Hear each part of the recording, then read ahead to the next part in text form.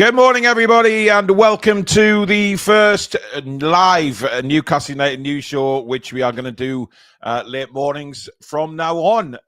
It was a majority vote last night on the show, so welcome, everybody, and hope you do enjoy it. If you do enjoy it, you're watching it live or on a rerun, please do give it the thumbs up. And, of course, if you're new and like what you see, please come and subscribe to this amazing community we have on the Toon Review, which obviously hit the notification bell as well, so you'll never miss an upload or a live show. You support the channel in the usual two ways: super chat, which is $sign in the live comments, and that guarantees your comment to be read out on the show, and of course membership, which is the join button just underneath myself. And of course, a massive thank you to channel sponsor Mamaroo Records, based in Whitley Bay, for all your music needs. If you're ever in the area, head into the town centre and see Steve. And if you can't get into the shop itself, they are online, and that is pinned at the top of the description.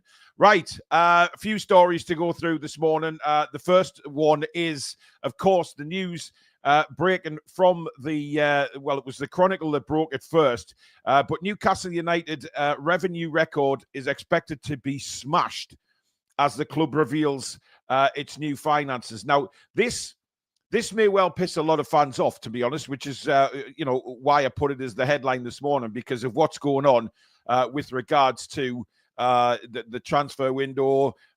Everybody saying we're skint, all of this kind of stuff. This clearly says to me that the club is not skint, not at all. So we can put that to bed straight away. The club is not skint. We just can't spend, maybe because of PSR, but this is kind of annoying, guys. I think it's annoying to everybody, and understandably annoying, because we're doing so well now. We're bringing in revenue, which was the case. If you look back to a couple of seasons ago, we said, oh, we can't spend because, we haven't created the revenue, and the revenue isn't coming in to clear finances to spend on players.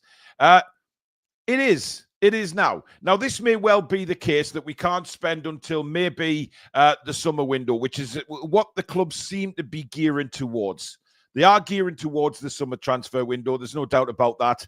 I think we have to praise the club in a way, because what they're doing is improving the revenue without a new stadium as yet. Obviously, I would expect Champions League money to play a big part in that as well. But I'll give you a rundown of the finances shortly, but it says to me that we're on the right track. And what I wanted to say is sort of, we need to look further than this transfer window. Because I know, like I said earlier, a lot of Newcastle fans are a little bit pissed off that we haven't brought anybody in yet. And, there's the frustration there that maybe a couple of injuries and we start dropping down the table because we haven't got the quality to come in and replace. That's a fair enough argument, and I've made that argument numerous times. I am worried if we don't bring anyone in this window. But for me, the club is definitely gearing towards the transfer window in the summer to try and maybe wholesale changes will be made. Contracts are running out for certain players. That will free up wages as well to bring in other players as well. So we just have to be careful, I think, and look at this long term instead of just short term. Well, come on, Paul. We said this in the summer. Yeah, we did say it in the summer, but we didn't know what the revenue was like in the summer. We didn't know that we created another fantastic revenue. So, look, I don't know. I'm not privy to the ins and outs of PSR or FFP or any of this crap. I just want to see us do well. I want to see us compete with the best and bring in the best players. That's what I want for Newcastle United, and I think every fan wants that. But the problem is we're stuck in a bit of a rut here, because we've got FFP telling us one thing, PSR telling us another, and then the fact that we release figures that say that we're smashing our club revenue. It's incredible, because we can't spend the sodden thing. And this is the frustration that every football fan goes through, I think, outside the cartel, when you see, other clubs. I mean, Forest, for instance, are putting in bids for Cunha. I mean, where's their revenue come from to be able to spend that kind of money? I'm not sitting, and I'm not going to sit here and say that Newcastle United don't want to bring anybody in. I think that would be a farce of a statement to make, that they're just happy with what they've got for the rest of the season. I know Eddie said it a couple of times, and he doesn't want to disrupt the squad. He doesn't want to disrupt the harmony that's in the dressing room and things like that, which is fair enough. That's not a problem. I don't argue with that. But what I do argue with is the fact that I think the club, if they didn't want to bring anybody in, then they wouldn't have a huge scouting network. They wouldn't be off to see players and things like that. Listen, before the end of the transfer window, they may work something out. They may work something out. They may have a little pot of money that they can go and get a player. I think it all depends on how many go out. You know, Miggy is still at the club. He's still in the training photos. I don't get that, man. I don't get it. If he's going, go. You know, what is taking so long to get this transfer sorted? I do not know. I thought it would be done and dusted after the game at the weekend, but it wasn't. You know, it wasn't done and dusted. He's still there. But, yeah. Craig Wright says we need more sponsorship. I think that's huge as well. But then again, with the income so high for Newcastle United now, have they got sponsors that maybe we aren't privy to behind the scenes? But I want to go through the report anyway, guys, and explain what it says. Newcastle United is set to post a record revenue figure for the 23-24 year, according to the latest placings in the prestigious Deloitte Football Money League. United is sitting 15th place in the table, but remain some distance out of the top 10, with the likes of Real Madrid, Man City, PSG, etc. Ahead of them. Newcastle sit below Borussia Dortmund, Atletico Madrid, AC Milan, and Inter in 15th. Although the Magpies had been absent from the top 20 until last year's edition, following progress under PIF's ownership, which saw the end of unpopular Mike Ashley, and their stock has risen once more. The Magpies have bettered their numbers from the last set of accounts when they recorded revenue of 250 million. The next set of accounts will read around about 314 million, according to Deloitte or whatever you call it.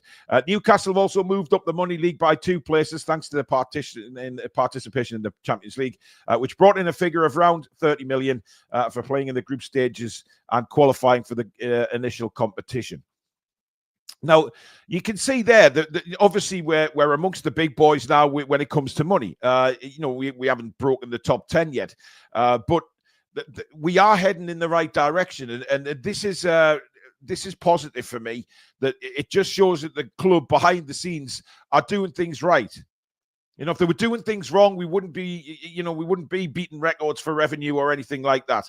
And I think the alarming thing is, for a lot of fans, they're going to read this and think, well, why aren't we spending money? Why aren't we in the transfer market? Why aren't we bringing in big name players?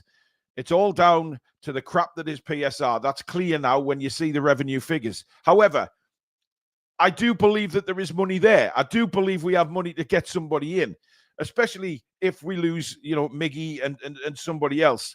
And the thing is, a lot of people want to point the blame at somebody. They want to point fingers left, right, and center. And I really don't see the point of doing that. You know, let's let these guys work behind the scenes. Clearly, they're doing something right. Okay. Now, if they announce a new stadium in March or whenever it is going to be, that is going to bring more and more. Deloitte pronounced like a Brummy delight. Yeah, I don't care what the name is, to be honest. It's but what it said was clubs such as Arsenal, Arsenal, 717 million euros. Borussia Dortmund, 514, Newcastle, 372, and Aston Villa, 310, growing revenues through participation in UEFA competitions and improved domestic performances, yielding higher broadcast distributions. The clubs ranked 11th to 20th reinforce the impact of on-pitch success. So what that says to me is just how bloody crucial European competition is. Let's not beat around the bush here. European competition is bloody huge. And that is my worry, that if we don't succeed this season in getting into Europe itself, never mind the Champions League, but if we suffer injuries and we haven't replaced players, this is the kind of problem we could be in.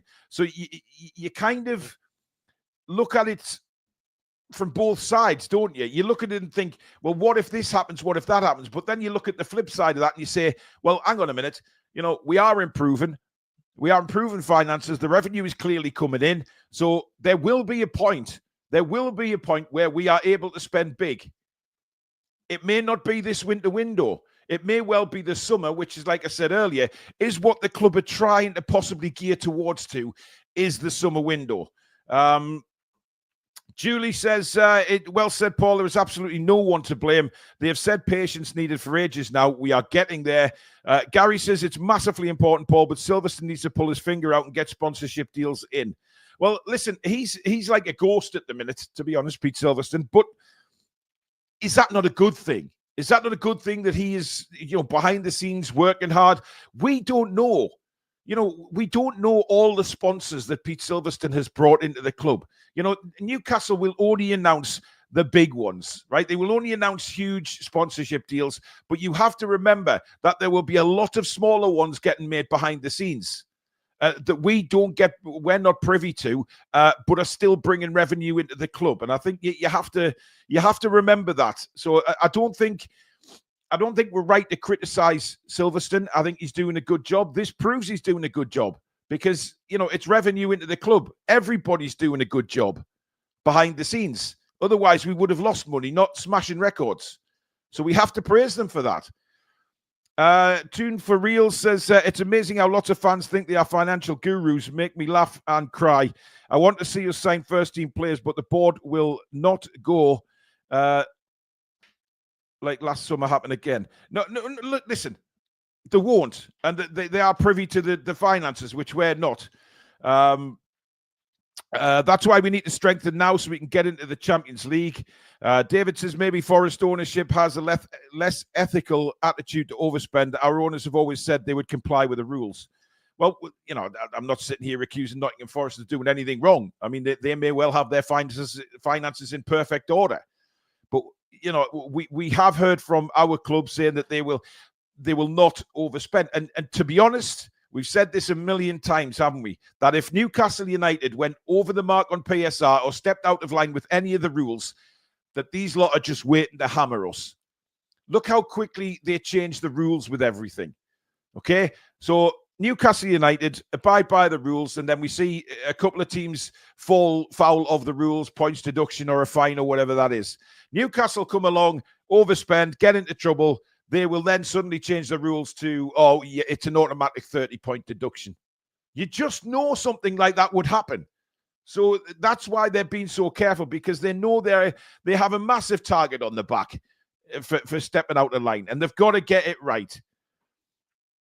Kev says, absolutely, they're aiming for summer and after the PSR calculations. Robert says, good chance of 5 Champions League places, although Man City messed up last night. Yeah, there's still a chance. There's still a big chance.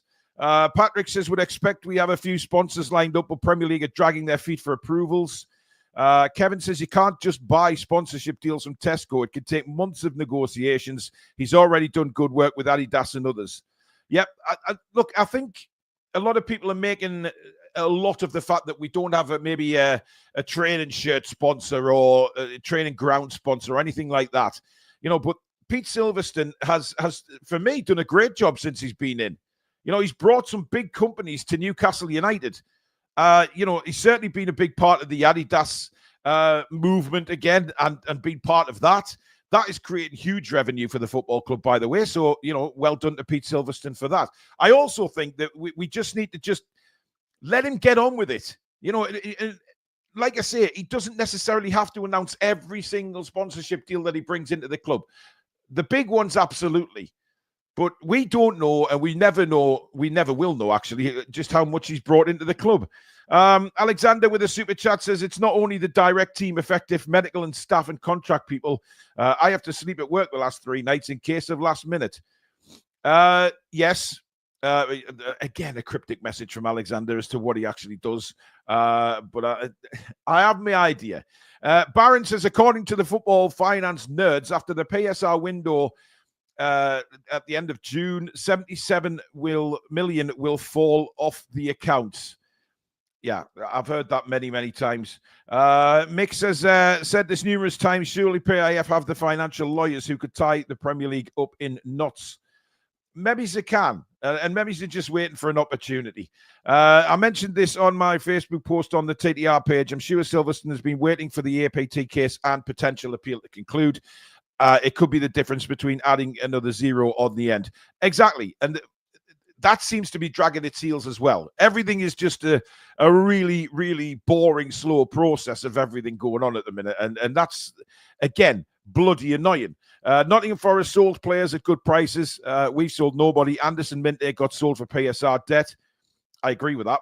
And this is the thing. We spoke about this many times, and this has been the complaint from a lot of Newcastle fans is, why are we keeping hold of players that clearly are not going to do it for where we want to be, and that would free up money?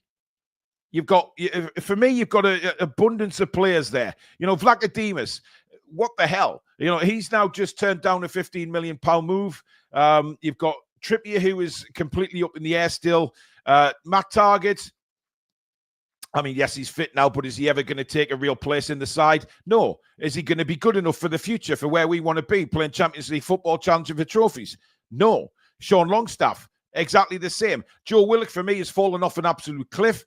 I don't think we're ever going to see the best of Joe Willock again. I think whatever injuries he's had have affected him badly. He just can't get going again.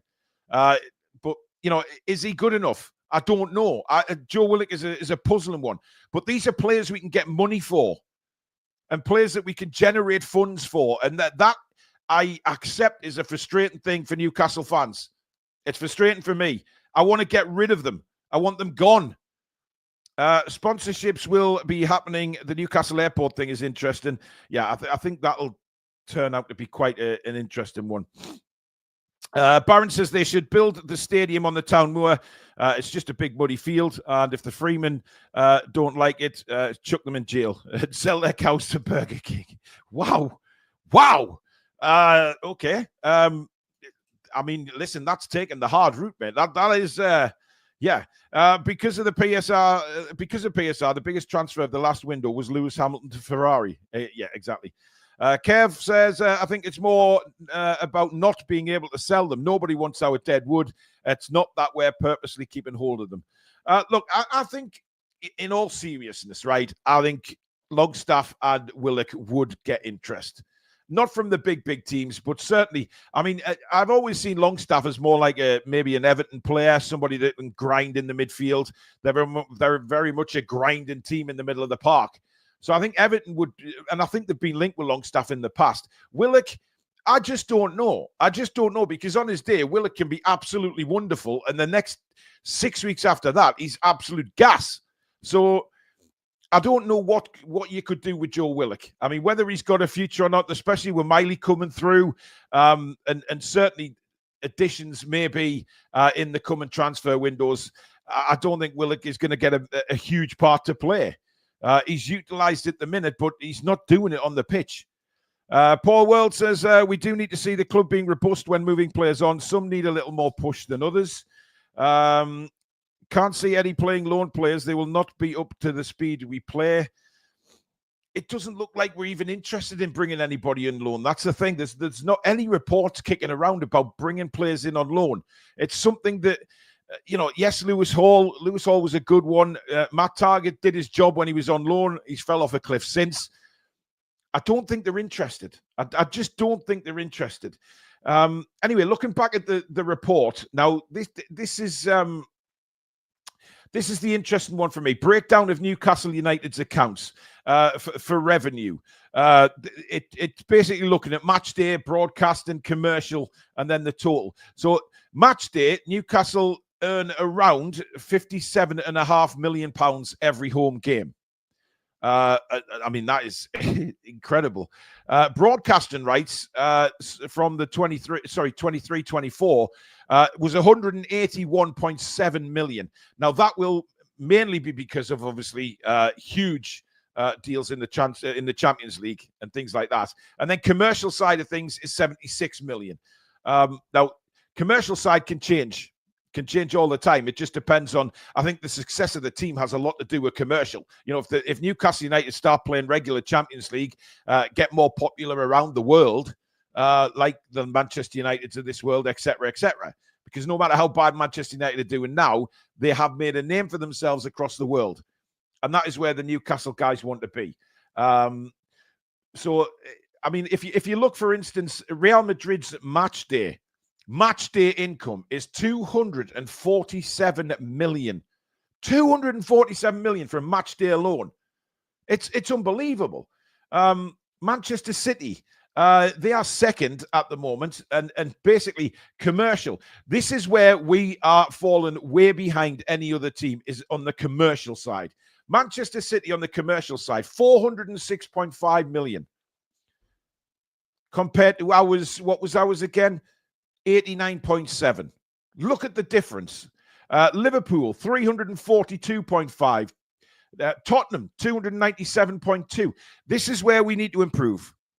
And that table says it all for me. Is we can only make so much from obviously home games because of the the restriction in the ground and things like that. That's why they're looking at building a new stadium, because that says it all there about the revenue. It's incredible.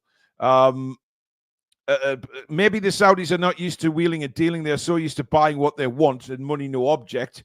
Fruggy says, looking forward to all the future live shows, news shows, Paul. Thank you, mate. I appreciate the support.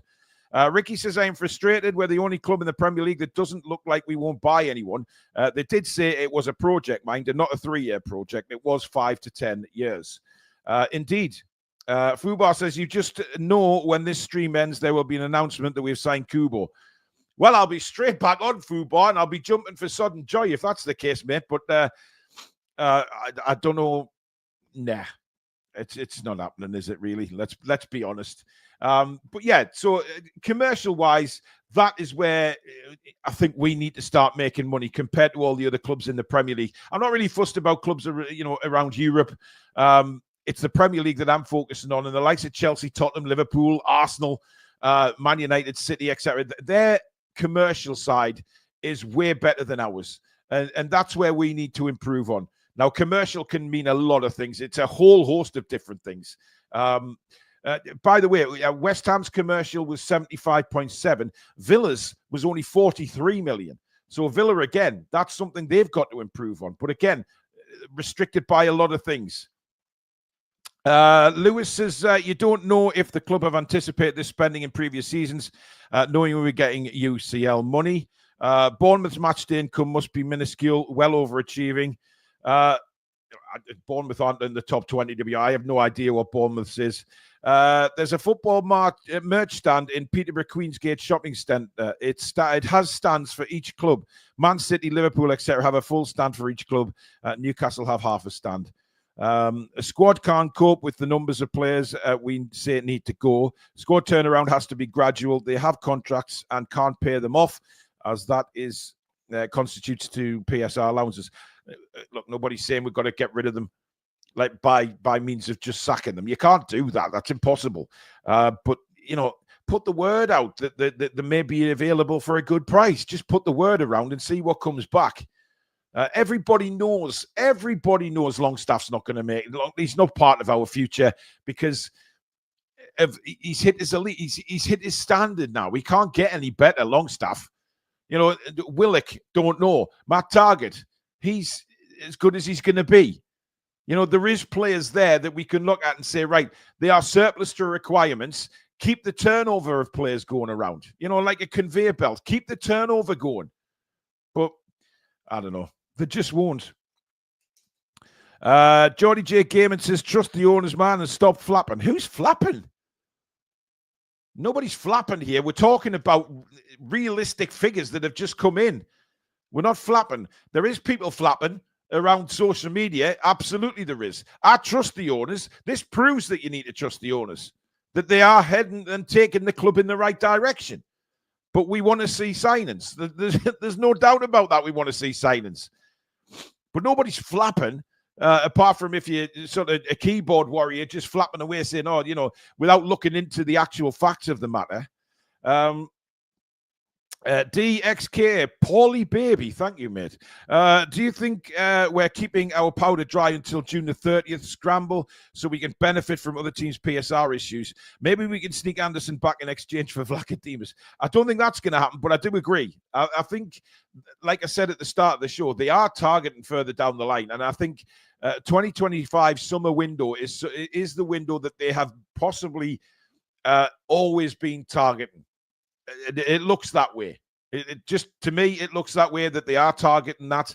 And yeah, we're looking at this, it's clear we need a new stadium to compete. Yes, and I think from the commercial aspect of everything, there's no doubt about that. We need a bigger stadium or a new stadium.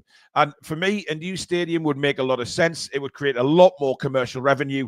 You know, you think about what we were talking about when the initial talks about a new stadium came around. Hotels, bars, restaurants, and obviously a new stadium would cope with events that could go on. You know, you're talking about boxing events, you're talking music events, stuff going on in the summer that would still bring revenue into the stadium, even though the season had ended. There's all of that to contend with a new stadium, and that would massively improve the commercial aspect of it, wouldn't it? It really would. And there you could see there, and certainly that's what the likes of certainly Man City have done. We know that the Etihad is used for other sporting events as well as music events, etc. Kath says, glad to see you this morning, Paul. You're looking well, my friend. Thank you very much, Kath. I have been poorly the last couple of days. A horrible bug. Ben's got it at the minute, my son. There's some rotten crap going around at the minute, but hopefully I'm on the back end of it now. Simon says, new stadium, etc., would be 5 years down the line before we see the benefits. Absolutely. There's no doubt that a new stadium is a long way away yet. It's not just a click of the fingers and, oh, there's a new stadium built. It's not a computer game. This is real world, and it will take time.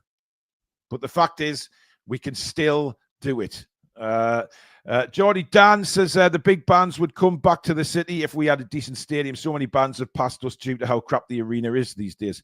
Yeah, I mean, look, Sam Fender was obviously coming back to St James's Park again, but it would attract the big boys, wouldn't it? It would attract everybody. You know, a state-of-the-art stadium to play in and things like that, as well as, you know, really top-class hotels around the stadium as well. They wouldn't have to travel anywhere to stay overnight and things like that. Right, let's have a look at I want to touch on a couple of transfer news. Newcastle United, of course, interested in Tyler Diblin from Southampton. Now, this again looks like is targeted as a summer move, but Southampton have surprised everybody by slapping a £55 million price tag on his head.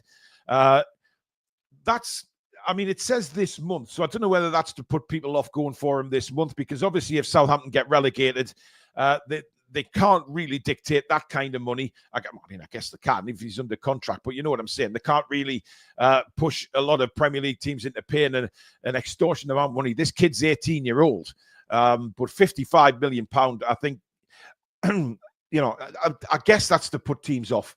Tottenham and Leipzig also interested in him. But there's no way Leipzig are going to pay £55 million for him, certainly not in January. And again, I'd be very surprised if Tottenham were. So, yeah, Tyler Diblin, 55 million quid, guys. 55 million for an 18-year-old. I mean, where is football going these days? It's massive.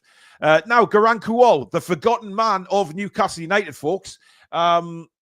It's fair to say he's had a crappy start to his life in England and with Newcastle United. Of course, he came with very, very big high hopes, but a couple of loan spells and absolutely flattened him, didn't it?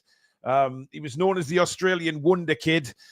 He certainly hasn't been a wonder kid since he's come to Newcastle United. However, he is back fit now and back in the under-21s. He's scoring a few goals. But Newcastle's under-21 coach, Dermot O'Carroll, has said that the club aren't sure what the next steps are for Garang. They don't know in terms of loan moves or whether they'll keep him at the club this season. But if Newcastle do send Kuol on loan, they have to make sure this time that it suits the player. That they've sent him on a few wayward loan deals, which have been absolutely ridiculous, in my opinion, to try and get him going. But this is what the Newcastle said about him. Yeah, potentially he will stay. No decisions are made. Obviously, everything can change in the last week of the window. But I think from our point of view, we're perfectly comfortable with him being in the building. If someone wants to come in, and it's an attractive option, again, we would sit down as a team in terms of Jack Ross and everybody, and we would weigh it up. We don't want to send someone for a token gesture because it looks good to send them on loan. We want, from now on, every loan to be tailored to the player's needs. Now, that for me is fantastic. Saying that the catering to the players' needs this season, now not just sending them out on loan willy-nilly. It has to be something that suits the player. So Garang Kual, he's still around. He's still working hard. And he's still determined. That's the main thing. He's took a lot of setbacks since he's come to this country for such a young kid. But he's still going, guys. He's still battling hard. Alexander says, water, juice, and warm soft foods help with vitamin C. Sent a photo in your email, Paul, to show we're sleeping at work. Cheers, matey. And a super chat from Ken. We were 212 million in 22. The club's aims at doubling revenue each 3 years. We're on target to hit that in 25. What we are doing is a miracle in the finance world. Yeah, they're doing well, Ken. They're doing well. And I think that this proves that they're doing well. And look, long may it continue. They've took a lot of flack, the board, as if they're doing nothing behind the scenes. But we know that what they're doing. Now we can see what they're doing. But it's just that commercial side that is a bit stagnant right now, isn't it? It's very stagnant on the commercial side. And I think, you guys have said it in the chat this morning. It's exactly what we need is a new stadium. We need that revenue. We need to create that revenue. We need to get the income. We need to start the money flowing. It's not easy by any stretch of the imagination. But we can do it. We can do it. But that's it for this morning, guys. Just over half an hour show. Thank you so much for tuning in. Like I said, this is now going to be a regular thing at 11:30 every morning. And of course, the evening shows on a night time. If anything happens during the afternoon, I can do a quick video, or we can wait till the live shows on the night time. But thank you so much for joining, guys. It's been very interesting talking about the finances. Something of a positive, I think, this morning with the release of that information. But if you're watching this on a rerun, let me know in the comments below what you think if you haven't managed to catch the live show. But thank you. Please do give it a like before you leave. And of course, if you're new and you like what you see, do subscribe to this fantastic community on the Toon Review.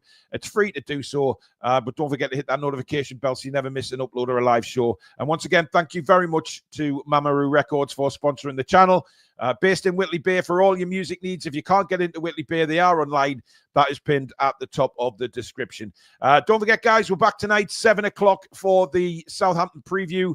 Myself and Stato will look at Southampton, what they could possibly have that could be dangerous to Newcastle, although they're known as the Whipping Boys at the minute. But we'll see what happens. We'll have a look at that tonight and, of course, score predictions, etc. But thank you very much for joining the show, guys. Have a brilliant Thursday afternoon, and we'll see you tonight.